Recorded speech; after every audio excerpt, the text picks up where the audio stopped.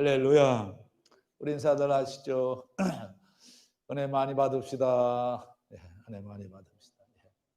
오늘 이 시간 또 이 자리에 오신 여러분들이나 또 가정에서 또 다른 처소에서 이 영상을 통해서 함께 예배하는 모든 분들에게 같은 은혜의 시간이 되셨으면 좋겠습니다. 자, 오늘은 진리는 무엇인가? 라고 하는 주제로 말씀을 시작합니다. 제가 자주 읽는 책 가운데 더 저니라고 하는 책이 있죠. 빌그레암 목사님이 쓴 책인데요. 이 책 한가운데 조그만 글씨로 이렇게 나와 있죠. 여기 보면 이 책에서 빌그레암 목사님이 그 말하고 싶어하는 내용이 바로 이 대목인데요. How to live, 어떻게 살아야 되느냐? By faith, 믿음을 가지고. 어디에서? 그러니까 불확실한 세상에서 믿음을 가지고 우리가 어떻게 살아야 될까라고 하는 아주 중요한 그 질문에 대한 해답을 하고 있어요. 이 책에 보면 제가 늘 그 소개했던 그런 내용들이 있지만은 성경, 그리고 기도, 그리고 교회, 그리고 성령. 우리가 이 믿음 생활을 하려고 하게 되면 빼놓을 수 없는 것들이죠. 성경, 기도, 교회, 성령. 그래서 이 빌그레암 목사님은 이 책에서 아주 간단하게 설명을 하죠. 성경이 무엇이고, 또 기도가 무엇이고, 또 교회가 무엇이고, 또 성령이 무엇이고, 이걸 설명을 하는데요. 이를테면 이렇게 설명을 합니다. 성령, 과연 성령이 무엇일까요? 성령은 계속적인 우리의 도움이 계속적으로, 계속적이다라고 하는 것은 거듭된다. 거듭된다. 성령 하나님은 계속적으로 끊임없이 우리의 삶을 도와주신다. 그랬고요. 그래서 사도행전 1장 8절에 보면 오직 성령이 너희에게 임하시면 너희가 권능을 받고 예루살렘과 온 유대와 사마리아와 땅끝까지 이르러 내 증인이 되리라 하시니라. 여기 너희가 권능을 받고 그랬고요. 그러면 교회는 뭘까요? 교회를 빌그레암 목사님은 여행 파트너, 트래블링 투게더, 여행 파트너라 이렇게 얘기를 했습니다. 그래서 두세 사람이 내 이름으로 모인 곳에는 나도 그들 중에 있느니라. 이 교회를 얘기를 하는 거죠. 그래서 교회를 빌리그레암 목사님은 동반자라. 동반자. 특히 여행. 이 우리 인생을 더 전이 여행의 비유를 했어요. 그런 반면에 또 기도를 뭐라고 설명을 했을까요? 기도는 이 연락을 유지하는 것, 연락을 유지한다. 연락을 유지한다. 그래서 사실은 이렇게 번역을 해도 좋아요. 그러니까 비상연락망. 기도라고 하는 것은 뭐냐? 하나님 앞에 비상연락을 하는 것이다. 그래서 요한일서 5장 14절에서는 그의 뜻대로 무엇을 구하면 들으심이라 그랬고요. 자, 그 다음에 하나만 더 얘기를 하게 되면 성경은 뭘까요? 성경에 대한 이야기를 하고 있는데 성경은 이렇게 얘기를 합니다. 우리의 틀림없는 길잡이다. 틀림없는 확실한 내비게이션, 아주 틀림이 없는 길잡이다. 그래서 시편 119편 105절에서 주의 말씀은 내 발의 등이요 내 길의 빛이니이다. 그랬어요. 그러니까 성경이 뭐냐? 성경은 진리라는 거예요. 그러니까 오늘 제 설교의 주제가 바로 무엇입니까? 진리는 무엇인가? 그랬잖아요. 그러니까 진리가 뭐냐? 성경이 바로 진리이다라고 하는 거예요. 근데 우리가 예수님 그 십자가에 못 박혀 돌아가시기 전에 빌라도 앞에서 이제 신문을 받게 되잖아요. 그때 빌라도가 예수님께 했던 유명한 질문이 있죠. 진리가 무엇이냐? 빌라도가 예수님 앞에 물었던 질문이 바로 이거예요. 진리가 무엇이냐? 이 말씀을 하셨어요. 요한복음 18장 38절 가서 보면 또 빌라도가 이르되 진리가 무엇이냐 하더라. 자, 진리가 무엇이냐 하더라. 이 말씀을 했었는데요. 이 말씀에 대해서 존 맥아더 목사님은 이렇게 설명을 했어요. 절대적이다. 절대적이다. 진리는 절대적이다. 그리고 진리는 거룩하다. 그리고 진리는 행동이다. 그러면서 아까 잠깐 전에 나왔던 말씀이 있죠. 자, 진리는 우주 안에서 가장 중요한 실체. 제가 이 해설을 보면서 이런 생각을 했어요. 진리를 설명하는데 진리는 뭐냐? 우주 안에서 가장 중요한 실체. 가장 중요한 실체. 왜 이 세상 안에서라고 하는 표현을 안 쓰고 우주라고 하는 표현을 써서 이 우주, 진리가 뭐냐? 이 우주 안에서 가장 중요한 실체이다. 자, 이 표현을 썼다는 거예요. 그래서 우리가 신앙생활 하는 데 있어서 이 진리만큼 중요한 건 없죠. 봉사가 중요하냐? 아니면 예배가 중요하냐? 봉사보다 더 중요한 건 예배겠죠. 우리가 이 마르다가 한 번은 예수님을 섬기기 위해서, 대접하기 위해서 막 봉사를 하다가 불평을 했던 때가 있어요. 뭐라고 불평을 했었느냐 그러면 누가복음 10장 40절 가서 보면 자, 이런 불평을 하잖아요. 내 동생인 나 혼자 일을 하게 그냥 내버려 두고 있다. 그러면서 예수님한테 이렇게 얘기를 했습니다. 그를 명하셔서 나를 도와주게 하세요. 불평을 했어요. 불평을. 그때 그 예수님께서 이 마르다에게 하셨던 유명한 말씀이 있죠. 뭐라고 얘기를 했습니까? 마르다가 그냥 놀고 있는 것이 아니다. 마르다가 39절 올라가서 보면 제일 끝에 그는 말씀을 듣고 있었다. 근데 말씀을 듣고 있는 것은 놀고 있는 것이 아니었다. 이렇게 얘기를 해요. 자, 이 말씀이 굉장히 중요한 거죠. 뭐냐 하게 되면 물론 봉사생활도 물론 중요한 거죠. 그러나 예배 생활 없는 봉사생활은 아무런 의미가 없다 하는 것이죠. 가만히 지금 생각을 해보세요. 얼마나 지금 이 코로나 때문에 이 예배가 위축이 되어 있습니다. 얼마나 예배가 지금 위축이 되어 있어요. 그러니까 예배가 지금 흐트러졌죠. 그러니까 예배가 흐트러지면 생활이 흐트러지는. 그러니까 중요한 건 봉사가 아니라 중요한 건 예배이다라는 거죠. 그 예배의 핵심이 뭐냐? 예배가 왜 중요하냐? 그 이유는 예배의 한가운데 진리가 있기 때문이다 라고 하는 것이죠. 그래서 아까 존 맥아더 목사님이 했던 말씀, 진리는 이 우주 안에서 가장 중요한 실체가 되는 것이다. 이 성경도 똑같은 이야기를 하고 있죠. 그래서 시편 119편 72절에서 이렇게 이야기를 하죠. 주의 입의 법이 내게는 천천 금원보다 좋으니.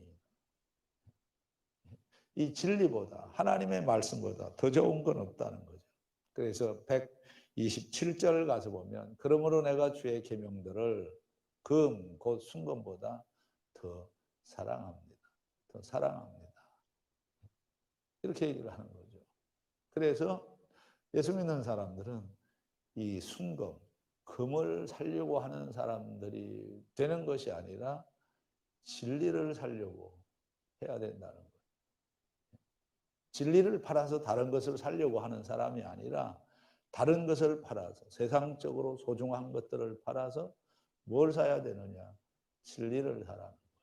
그래서 솔로몬이 이렇게 충고를 합니다. 잠언서 23장 23절에 보면 진리를 사라. 진리를 사되 팔지를 말라. 이만큼 진리를 하는 게 중요한 거예요. 우리가 교회 안에서만 진리를 얘기하는 게 아니에요. 이 대학들도 사실은 이 학문이라는 게 진리라는 거죠. 그래서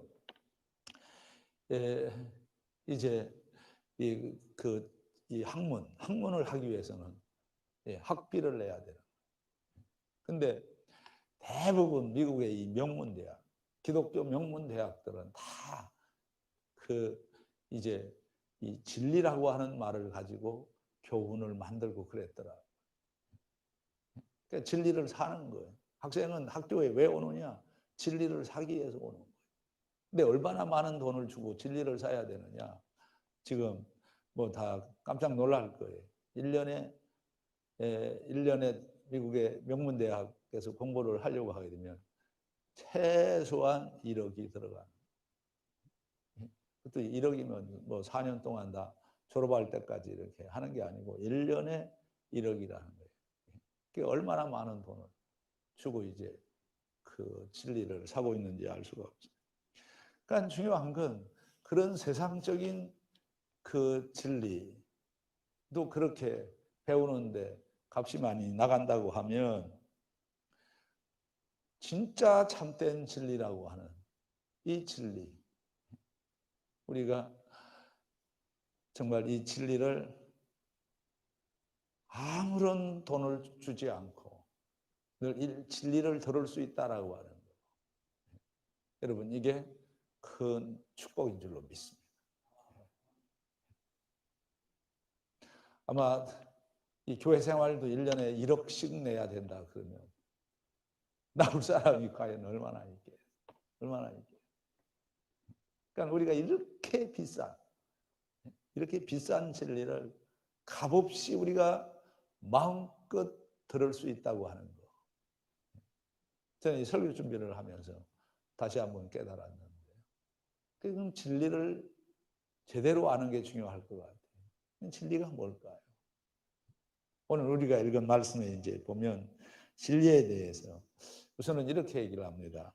2절에 보면 우리 안에 거하여 영원히 우리와 함께 할 진리. 자, 우리 안에 거하여 영원히 우리와 함께 할 진리로 말미암음이로다. 이 요한 1서, 요한 2서, 요한 3서는 신약 성경 중에 어떤 의미에서는 가장 짧은 책입니다. 근데 가장 짧은 책이지만은 가장 중요한 책이라고 얘기를 하죠. 요한 2서, 요한 3서 이렇게 우리 성경으로는 뭐 조금 이제 한두 절 더 차이가 있어요. 더 있고 적고 이제 그런데 이 헬라어 원문으로 보게 되면 요한 2서나 요한 3서는 다 300단어 미만입니다. 그냥 굉장히 짧아요.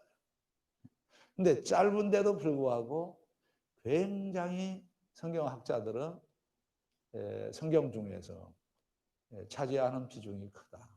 이렇게 이야기를 해요. 굉장히 중요한 책이라고 얘기를 하는 거예요. 그 이유가 뭘까요? 그 이유는 성경 길이는 짧지만은 그 짧은 성경 속에 성경 어떤 책에서보다도 진리에 대한 이야기를 제일 많이 하고 있기 때문에 그렇다. 그래서 한번 2절 한번 읽어보시죠. 자연스럽게 이 진리가 무엇인지. 자, 우리가 이해를 하게 되잖아요. 자, 같이 한번 읽어봅니다. 시작. 우리 안에 거하여 영원히 우리와 함께 할 진리로 말미암음이로다. 자, 보세요. 오늘 우리가 읽었는데, 자, 진리를 가지고 사도 요한은 아주 설명을 잘 해주고 있어요. 우선 여기 2절 나왔으니까 설명을 할게. 우리 안에 거하여. 그러니까 진리가 뭐냐? 진리는 우리 믿는 자들과 거주한다. 이 두 번째인데, 자, 진리는 우리 믿는 자들과 거주하는 것. 우리 안에 거하여. 그러면 오늘 제가 이제 설명을 하려고 하는 이 진리. 자, 1절에서는 진리를 뭐라고 얘기를 합니까? 진리는 믿는 사람과 하나가 되는 것이다. 진리는 믿는 사람과 하나이다. 진리는 믿는 사람과 거주한다. 세 번째로는 진리는 믿는 자들을 축복하는 거예요. 이건 3절이에요. 자, 보세요. 진리는 믿는 사람들과 하나가 되고, 진리는 뭐냐? 진리는 믿는 사람들과 같이 거주를 하고, 세 번째로는 믿는 자들을 뭘 한다고요? 축복을 하는 거예요. 이건 3절이에요. 자, 3절을 같이 한번 읽어보시죠. 시작. 은혜와 긍휼과 평강이 하나님 아버지와 아버지의 아들 예수 그리스도께로부터 진리와 사랑 가운데서 우리와 함께 있으리라. 이게 뭐예요? 은혜와 긍휼과 평강이 있기를 바란다. 축복이잖아요. 자, 또 하나가 있죠. 이 사도 요한은 진리를 이렇게 얘기를 합니다. 진리는 믿는 사람들을 다스린다. 그래서 자, 4절의 말씀을 같이 한번 보면 좋아요. 자, 같이 봅니다. 시작. 너희 자녀들에게 우리가 아버지께 받은 계명대로 진리를 행하는 자를 내가 보니 심히 기쁘다. 진리대로 행한다라고 하는 건 뭘 얘기를 하는 거예요? 진리가 우리 믿는 사람들을 다스려주고 있다라는 거예요. 자, 우리와 하나가 되시는 진리, 또 우리 안에 거주하시는 진리, 그리고 늘 우리를 뭘 하고요? 축복해 주시는 진리. 그리고 또 하나는 우리의 일상을 통제해 주시는, 다스려 주시는 진리다라고 하는 것이죠. 자, 오늘 이 중에 저는 이 1절, 한 절 가지고 오늘 또 말씀을 소개를 하려고 하는데, 자, 오늘은 진리에 대해서 어떤 점을 우리가 배워야 되냐 하면, 진리는 믿는 자들과 하나가 되는 것이다. 하나가 되는 것이다. 그래서 진리를 가진 사람들은, 자, 진리를 가진 사람들은 이 몇 가지 특징이 있다는 거예요. 자, 그래서 오늘 1절을 다시 한번 우리가 읽어보고, 자, 한번 설명을 해보겠습니다. 자, 같이 읽어보시죠. 시작. 장로인 나는 택하심을 받은 부녀와 그의 자녀들에게 편지하노니 내가 참으로 사랑하는 자요 나쁜 아니라 진리를 아는 모든 자도 그리하는 것은, 진리와 하나가 된 사람들에게 나타나는 몇 가지 특징, 몇 가지 캐릭터가 있어요. 우선 첫째가 뭐냐 하게 되면, 진리가 내 안에 들어오고 진리를 마음속으로 내가 이제 받아들이게 되면 그때부터 우리가 변하는 거죠. 그래서 첫째, 어떤 사람이 되느냐 하게 되면, 진리의 사람이 되게 되면 뭘 중요하게 생각을 하느냐 하게 되면, 하나님이 주신 직분을 소중하게 여기는 거예요. 직분을 영광스럽게 생각을 합니다. 자, 그래서 자, 여기 보면 1절에 제일 먼저 앞에 자신을 뭐라고 소개를 합니까? 장로인 나는. 자, 여러분, 이런 이야기거든요. 누구한테 자기를 소개를 하는데 뭐라고 소개를 하느냐 하면, 나는 장로야, 나는 목사야, 저는 권사입니다. 이게 뭘 얘기를 하는 거예요? 하나님이 주신 그 직분이 그만큼 내 생활 속에서 소중해졌다라고 하는 거, 이걸 이야기를 하는 거거든요. 그래서 이 사도 요한은 여러분, 자기 자신을 사도라고 소개를 하기보다는 장로라는 표현을 써요. 요한 3서 1장 1절에도 이렇게 설명을 하잖아요. 장로인 나는. 장로인 나는. 여러분, 이 표현 속에 담겨있는 이 장로라고 하는 건 나이가 많다. 나이가 많다는 그런 뜻을 가지고 있잖아요. 근데 그런 어떤 신체적인 어떤 상태를 지금 설명하는 게 아니고, 여기서 장로라고 하는 표현은 뭘 얘기를 하느냐 하면, 영적인 포지션을 얘기를 하는 거예요. 영적인 포지션. 나는 어떤 영적인 포지션을 가지고 있는 사람이다. 이 포지션을 생각하면 저절로 우리가 뭘 생각을 해야 되냐면 포지션을 생각하면 역할을 생각을 해야 돼요. 역할. 우리가 축구를 보잖아요. 축구는 다 뭐가 있어요? 포지션이. 골키퍼가 있어요. 골키퍼가 있어야 될 그 포지션은 어디? 거기 있어야 돼요. 그 공이 들어오지 못하도록 막아야 되는 거예요. 그러니까 이 포지션. 그러니까 포지션만 있으면 안 되는 거예요. 문제는 포지션이 있는데 역할이 없으니까 문제가 되는 거예요.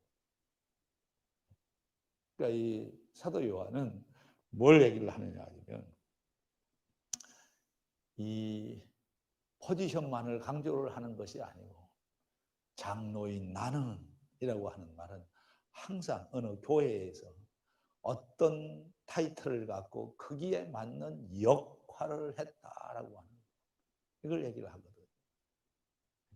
근데 요즘 이 직분에 대해서 그렇게 소중하게 옛날 분들처럼 생각하는 분이 없는 거예요. 제가 이 지지난주에 또 아주 언짢은 말을 제가 들었는데 제가 또 잘 아는 교회 장로님들이 와서 무슨 얘기를 하냐면 어느 게 장로님이 사표를 냈다는 거예요. 사표를 냈다는 거예요.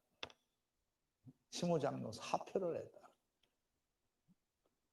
아니 왜 그러니까 장로 임직 받은 지가 한 3년쯤 되는데 3년인가 2년쯤 이렇게 되는데 아니 그렇게 사표를 낼 것 같으면 왜 그 직분을 받았을까? 그 생각을 하고. 자, 두 번째로 사도 요한은 이 믿음으로 이 진리로 하나 된 사람들은 어떤 사람이 되어야 된다라고 얘기를 하느냐 하면 하나님의 선택에 대한 긍지를 갖고 사는 거예요. 선택, 하나님의 자녀로 선택받음에 대한 긍지가 있어야 된다라고 하는 것이죠. 자, 그래서 오늘 1절에서 두 번째로 이렇게 설명을 하고 있어요. 자, 장로인 나는 택하심을 받은 부녀와 그의 자녀들에게 편지하노니. 택하심을 받았다. 자기 자신도 택하심을 받았을 뿐만 아니라 자, 지금 이렇게 얘기를 하잖아요.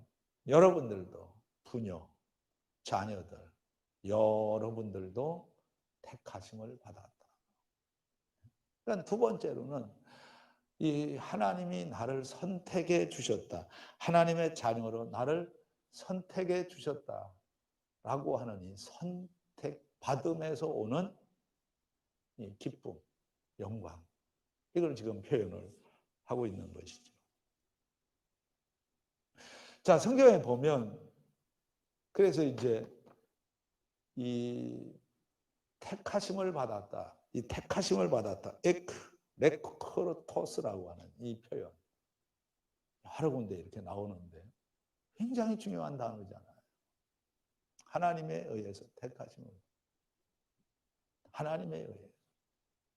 자, 누가복음 23장 35절에서 백성은 서서 구경하는데 관리들은 비웃어 이르되 저가 남을 구원하였으니 만일 하나님이 택하신 자 그리스도이면 하나님이 택하신 자.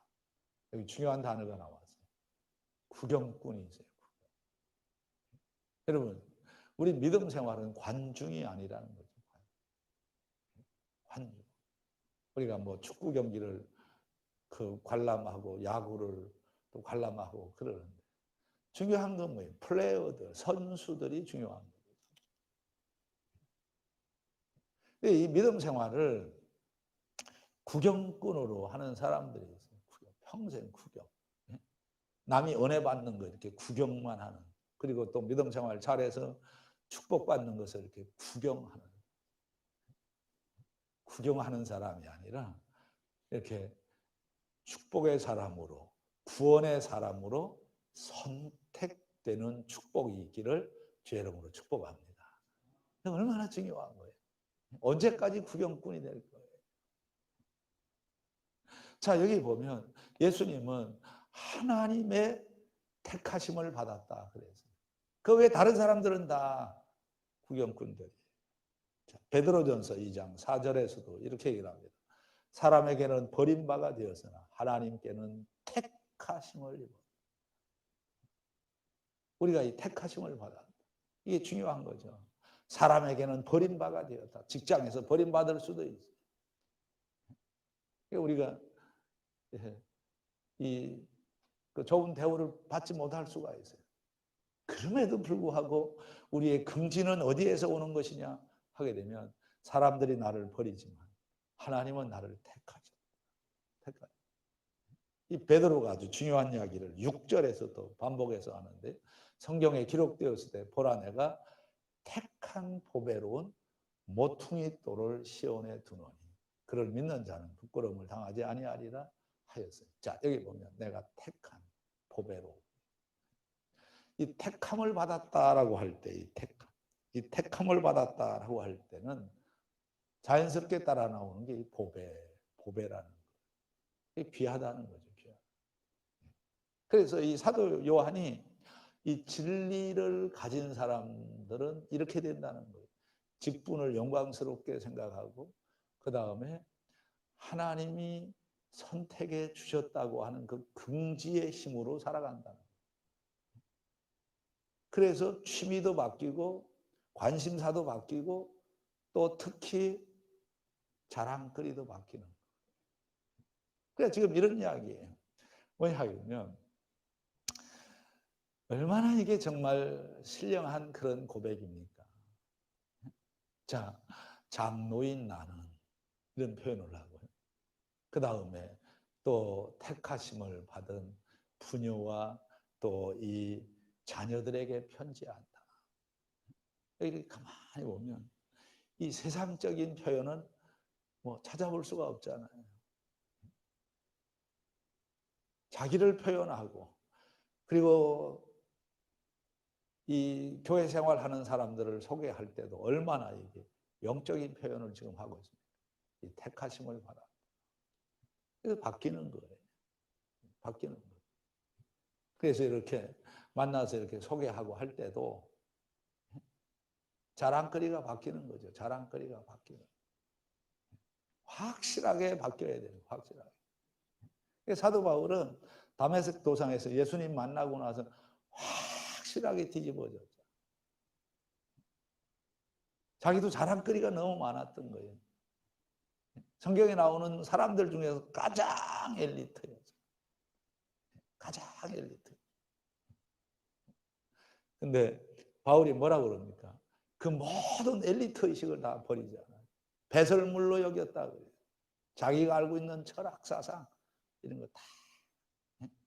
그리고 가말리엘이라고 하는 지금으로 말하면 이 서울대학 우리로 말하면 법학과 출신이잖아. 그 다 배설물로 여겼다 그러죠. 그리고 딱 남은 게 뭐냐? 예수님. 그리고 십자가. 우리 주 예수와 십자가 외에는 난 자랑하지 않겠다.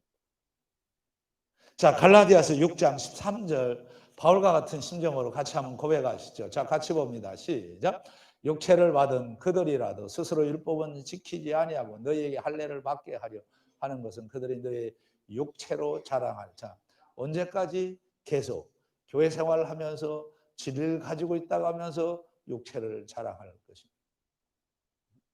육체를 자랑할 것입니다. 자, 그래서 14절에서는 이렇게 얘기를 합니다. 같이 읽어봅니다. 시작. 그러나 내게는 우리 주 예수 그리스도의 십자가 외에 결코 자랑할 것이 없다. 여기서 중요한 단어가 있어요. 그러나라는 거예요. 선걷기. 믿음 생활을 잘 하려면 선걷기를 해야 돼요. 자, 13절과 선걷기를 하는 거예요. 13절은 뭐 육체를 자랑했다는 거예요. 그러니까 예수 믿는 사람들은 명함 없이 다니는 사람들이 되어야 되는 거예요. 그 예수 안 믿는 사람들은 서로 보면 뭐 명함부터 주고 이제 이 육체를 자랑하는. 근데 14절에서 바울은 확실하게 선을 긋죠. 그게 뭐예요? 접속사. 그러나 내게는 우리 주 예수 그리스도의 십자가 외에 결코 뭘 하지 않는다고요? 자랑하지 않는다. 이런 사람이 될 수 있기를 주의 이름으로 축복합니다. 뭘 자랑을 합니까? 뭘 자랑을. 제가 이렇게 가만히 보면 그건 정말 없었으면 좋겠어요. 왜냐하면 뭐 패를 만들어주고 막 그러죠. 저도 뭐 패를 여러 개 또 뭐 받고 뭐 이번에도 뭐 총회 뭐 전도부장 했다는 그 패를 받고 또 될 때 패를 받고 또 잘 뭐 감당했다고 패를 받고 저는 그거 1초도 안 읽어봅니다. 그냥 이 제 방에 박스채 그냥 이렇게 있는 거예요. 짐이에요, 짐. 그리고 또 참 웃기는 사람들 많아요. 그 몇 사람 이렇게 모여서 골프대회 나가가지고서 그 뭐 또 골프대회 뭐 이렇게 우승했다고 또 트로피 만들어가지고 집에다가 탁 이렇게 두고 사람들 보면 그건 아니죠. 그건 아니에요. 그러니까 여기 그러나 선긋기 내게는 우리 주 예수 그리스도의 십자가 외에 결코 자랑할 게 없다. 뭐가 중요합니까? 내가 하나님으로부터 직분을 받았다는 거. 이거 중요하다는 거. 그리고 두 번째로는 하나님이 나를 선택해 주셨다라고 하는 거. 그래서 내가 하나님의 자녀가 되었다고 하는 거. 이것을 소중히 여길 수 있기를 바랍니다. 그래서 세 번째로는 또 뭘 얘기를 하는지 아세요? 자, 1절에 보면 이렇게 얘기를 하잖아요. 내가 참으로 사랑하는 자요. 진리의 맛을 아는 사람은 이렇게 바뀌는 거예요. 참으로, 내가 참으로 사랑하는 자요. 이건 두 가지로 표현을 할 수 있어요. 자, 예수 믿는 사람은, 믿음 있는 사람은 모든 사람을 뭐 하는 사람이 돼야 된다? 사랑하는 사람이 돼요. 또 하나는 사랑받는 사람이 되는 거예요. 사랑하는 사람이 되는 거예요. 그래서 여기 보면 내가 참으로 사랑하는 자예요. 그랬죠. 선택받은 사람들을 사랑하는 거예요. 내가 사랑하는 사람이 되고 때로는 사랑을 받는 사람이 돼야 돼요. 어떤 사람은 사랑을 받기만 하고 사랑을 주지를 못하는 사람이 있어요. 이건 반쪽 인생입니다. 우리는 하나님의 사랑을 듬뿍 받았기 때문에 그 사랑을 뭐하는 사람이 돼야 돼? 사랑을 주는 사람, 사랑을 하는 사람이 되어야 되는 거예요.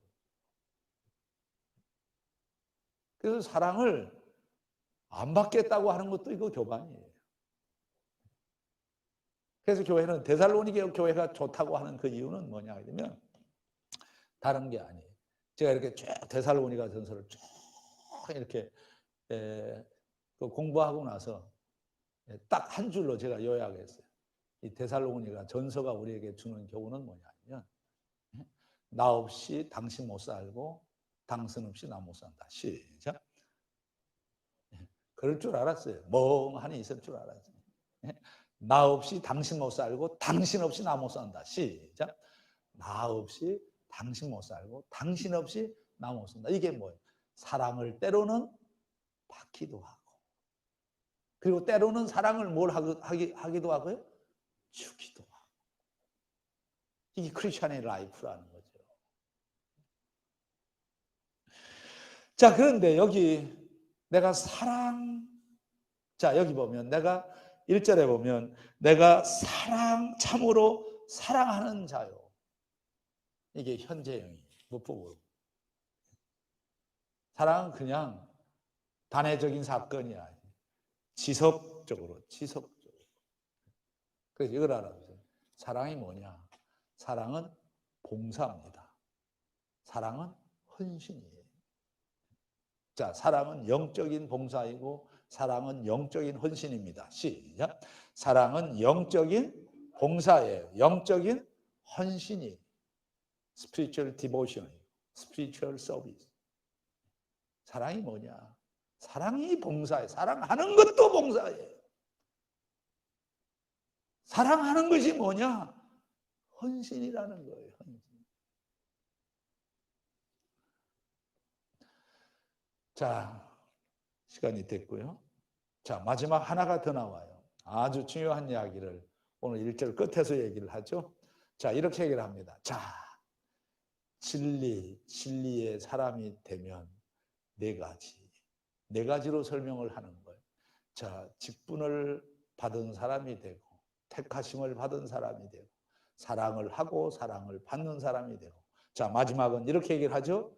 진리를 아는 모든 자도 그리하는 것은 진리를 아는 모든 사람. 여기에 사도 요한의 겸손이 있어요. 자기만 진리를 안다 얘기하지 않고 진리를 아는 모든 자도 그러하다. 그래. 그러면 진리를 안다는 것은 두 가지로 우리가 이해를 또 해야 됩니다. 진리를 안다라고 하는 것은 그야말로 이 헤드 날리지가 생겼다. 머리로 하나님을 알게 되고 그거예요. 그런 반면에 헤드 날리지만 가진 게 아니라 하트 날리지, 가슴으로 진리를 아는 거예요. 그럼 가슴으로 안다라고 하는 것은 뭔 얘기를 하냐? 신약에서 안다라고 하는 단어는 야다. 이게 행동을 포함하고 있는 단어. 그러니까 진리, 아까 제가 얘기했죠. 진리는 절대적이고, 진리는 거룩하고, 그리고 진리는 뭐라고 그랬어요? 진리는 행동이다. 그랬어요. 그러니까 진리를 안다라고 하는 것은 진리를 행동하고 있다. 진리대로 행동하고 있다는 거예요. 그러니까 요한 2서, 특히 요한 3서가 중요한 건 뭐냐? 이 사람들은 진리를 행동을 했다는 거죠. 그래서 다음에 우리가 살펴볼 내용인데요. 자, 우리가 오늘 4절에 보면 이걸 얘기를 합니다. 자, 너희 자녀들 중에 우리가 아버지께 받은 계명대로 뭐 한다고요? 행하는 자를. 이때 행한다라고 하는 건 안다라는 말로 바꾸는 거예요. 자, 우리가 이 진리를 안다라고 하는 것이 여러분 큰 축복인데요. 그러면 안다는 것과 이 안다는 것과 행한다는 것이 어떻게 달라지는지 한번 마지막으로 제가 한번 보여드릴게요. 자, 느헤미야 8장 1절부터인데요. 자, 바로 2절을 준비해 주세요. 자, 2절 보면 여기 나오죠. 회중아 곧 남자나 여자나 그 다음 나같이 시작. 알아들을 만한 모든 사람 앞에 이 설교를 알아듣는 사람들 앞에서 설교한다고 하는 게 엄청난 복이에요. 제가 이 목회를 해보니까 설교를 알아듣는, 예? 우리 교회는 설교를 알아듣는 교회, 설교를 알아듣는 교회, 이 설교를 알아듣는다는 거. 내가 얼마나 뭐 어렵게 합니까? 그래도 다 알아듣는 거예요. 이게 서로 행복한 거예요. 저도 행복하고 여러분들도 행복하고. 요즘 이제 그 대학교 강의는 아무도 없는 데서 이제 혼자서 이제 떠들어대거든요. 동영상 그 찍어가지고서 이제 그거 보내서 아이들 그거 보고 이제 공부를 하는데요. 참 정말 비참해요, 비참해. 아무도 없는데 혼자서 1시간 뭐 2시간 떠들어대야 되는데 정말 하기 싫어, 정말 하기 싫어. 근데 그러니까 아무도 없을 때도 그렇지만은요. 근데 알아듣지 못하는 사람들 앞에서 할 때는 더 고통스러워. 자, 그래서 여기 지금 수문 앞 광장에 모였는데 2절에도 그러죠. 3절에도 보면 이 표현을 또 하잖아요. 뭐라고 얘기합니까? 두 번째 줄을 보면 남자나 여자나 알아들을 만한 모든 사람. 여기까지가 안다는 거예요. 헤드 날리지, 머리로 하나님을 안다. 그런데 자, 보세요. 5절 가서 보면 자, 5절. 자, 5절부터 한번 보면 이렇게 나가죠. 그냥 5절 안 나오면 그냥 6절 바로 해주시고, 자 6절 같이 읽어봅니다. 시작. 에스라가 위대하신 하나님 여호와를 성축하며 모든 백성이 손을 들고 그 다음에 뭐예요? 아멘, 아멘 하고 응답하고 몸을 굽혀 얼굴을 땅에 대고 여호와께 경배하니라. 이게 뭐예요? 아는 것이 이렇게 바뀌는 것이요. 이렇게 바뀌는 거예요. 아멘. 시작. 아멘. 자, 아멘.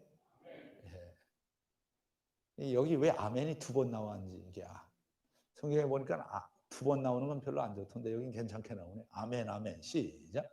아멘, 아멘. 3번 하는 건 더 좋을 것 같아요. 아멘, 아멘, 아멘. 시작.